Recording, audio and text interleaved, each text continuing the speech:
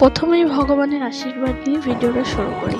আজকের দিনটা হলো আমাদের পাকা কথা, মানে পত্রলেখন বলে আগেকার দিনে হতো। আগেকার দিনে তো রেজিস্ট্রি হতো না, দুই পরিবারের সাথে লিখে এই যে হলুদ কাগজটা, এই কাগজটা দিয়ে ছেলের বাড়ি মেয়ের বাড়িকে এটাকেই পাকা কথা বলতো। তো আজকে আমাদের পাকা কথা, তো আমরা সবাই মিলেই যথারীতি ছেলের বাড়ি চলে গেছি।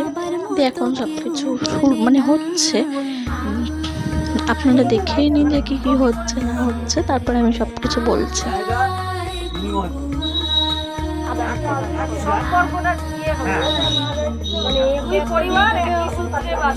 জীবনে কোনোদিন ভাবিনি যে এই মানুষটা, এই সেদিন পরিচয় হলো, এই সেদিন কথা হলো, সেই মানুষটাকে কোনোদিন নিজের করে পাবো। আমার কাছে না ভাবা ছিল, সে সিরিয়াস নিয়েছিল, কিন্তু কোনোদিন আমি সেই ভালোবাসাটাকে ভাবিনি যে আমি নিজের করে পাবো। না না না না, গরমের কোনো ব্যাপার নেই, এখানে করেন, এখানেই করেন, যা করছেন ঘরেই করেন। গরম এত, তো মানুষ যেমন কারেন্ট না থাকে তখন থাকে না ঘরে। তোমরা দেখতেই পাচ্ছ এখানে আমার বাবা দাঁড়িয়ে পড়েছে আর আমার হবু শ্বশুরমশাই দাঁড়িয়ে পড়ছে। এবার দুজনকে ওই কাগজটা দিয়ে পাকা কথা সুসম্পন্ন করবে। আর এই জায়গায় সম্পূর্ণ আমার বরের জন্য। আমার বর প্রচুর লড়াই করেছে আমাকে পাওয়ার জন্য।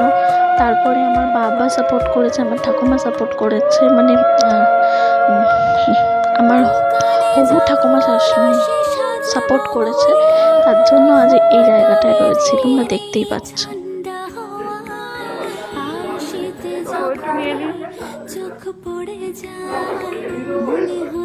আমার বাবা এখন একটু ইমোশনাল হয়ে পড়েছিল, কান্নাকাটি করছিল।